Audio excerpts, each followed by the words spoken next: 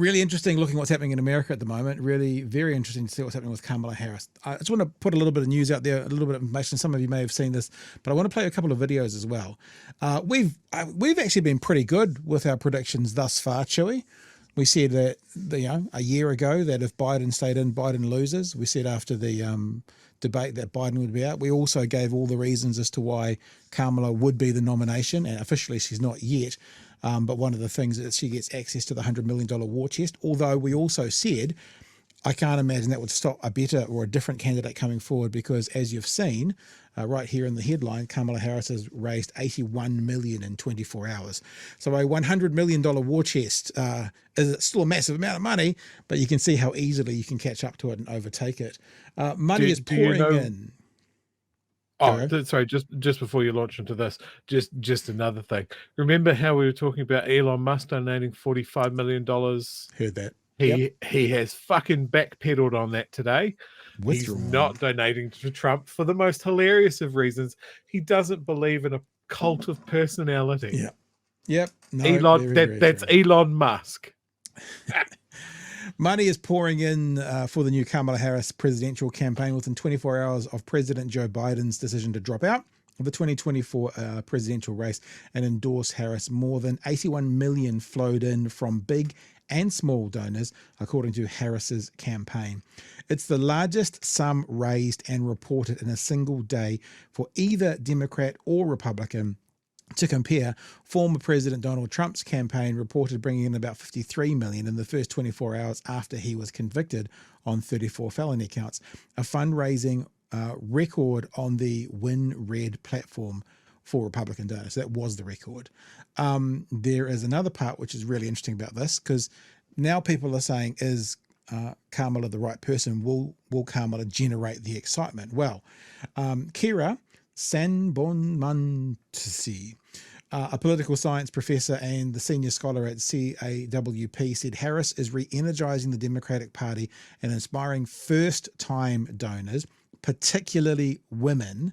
According to the Harris campaign, more than 888,000 donors contributed in that first 24 hours, and 60% of them were contributing in the 2024 election cycle for the first time. So she's either inspiring new people to come on board, or what she's doing is generating people that have been involved before and are now choosing to step into the fray where they hadn't previously. I got a little video to play for you here first, Joey, and I actually think that when we talked about one of the things that Kamala Harris could bring, and look, I'm not interested in having debate about is she the best nominee. We gave all our reasons last week why she would be the nominee. She is going to be the nominee. Is there better? It's irrelevant. But we did say one of the things to have her at the top of the ticket that would be useful for is that women's reproductive rights are on the ballot this year, and her pushing back against the guy, the pussy grabbing, Roe versus Wade, getting rid of candidate could be strong. And I wanted to show you this clip. This is from when Brett Kavanaugh was being I guess vetted. Have a listen to this 45-second conversation. This one question, she asks one question, and I know most of you will go, "Ooh, you ready for it? Here it comes." Can you think of any laws that give government the power to make decisions about the male body?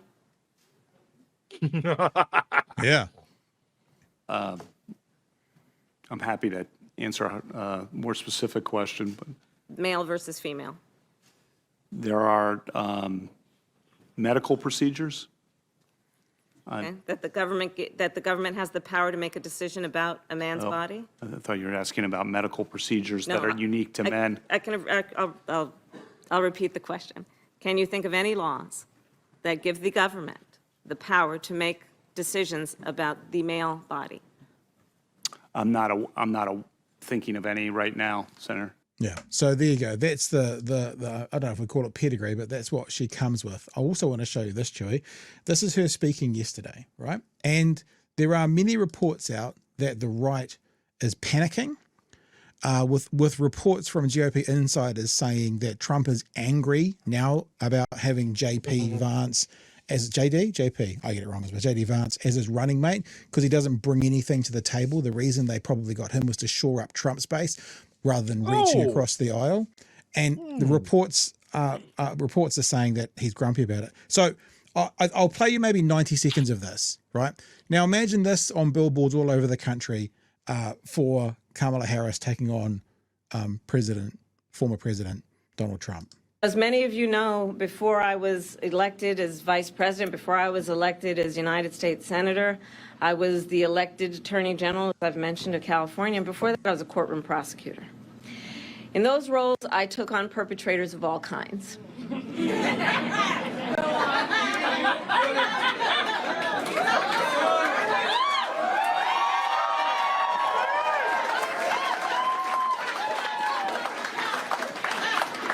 Predators who abused women, fraudsters who ripped off consumers, cheaters who broke the rules for their own gain. So hear me when I say, I know Donald Trump's type. It's strong. It is strong. It's a strong argument. And it's going to be the run up until November. This is what they're going to run on. And it's strong. Does it mean she gets a win? I don't know, but it's strong. And in this campaign, I will proudly put my record against his.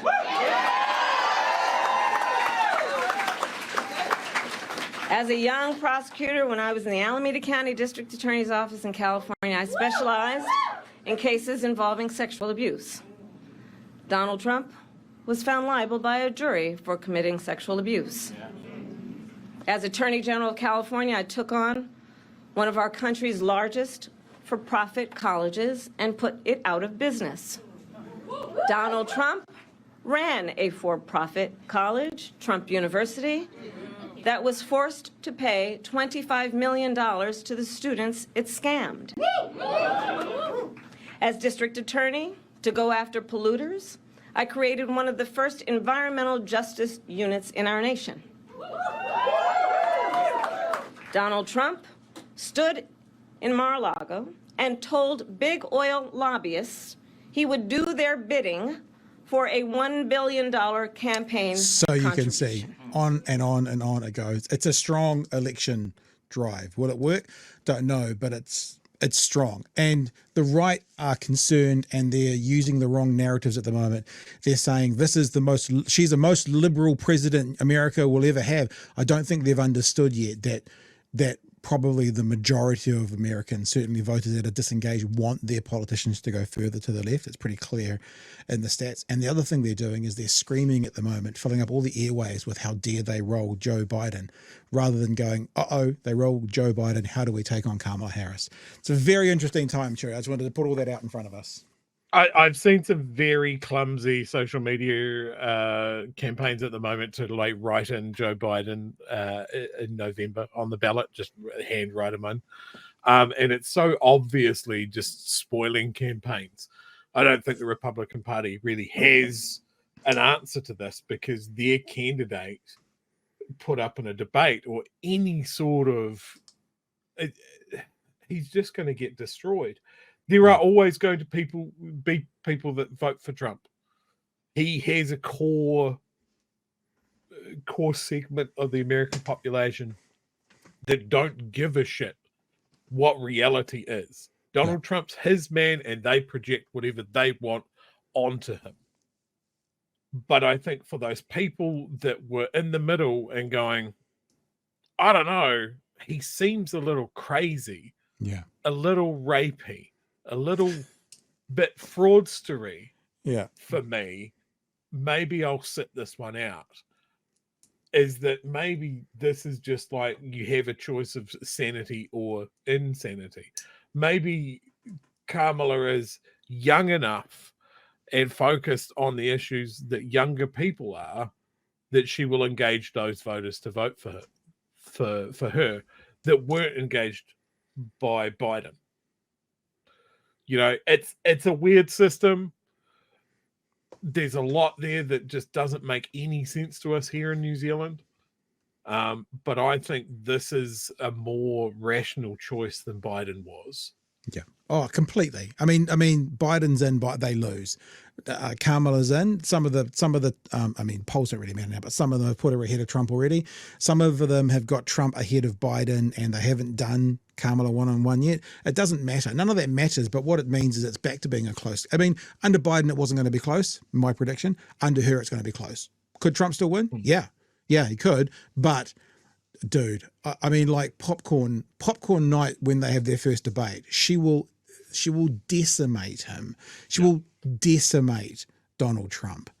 And the only thing worse than him being decimated is being decimated by a black woman. So for him, the only thing worse for him.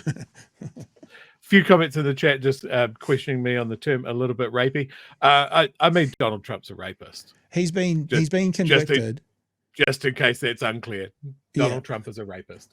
Not criminally liable, but he's been found liable of rape. So he is a convicted rapist, not criminally convicted. What are they? They use another term. He's had but he's been found guilty in a civil case for sexual assault. So, yes. And look, even if he hadn't done that, he was very clear about grabbing women by the pussy. Just that in and of itself, his own words, you're a little bit rapey.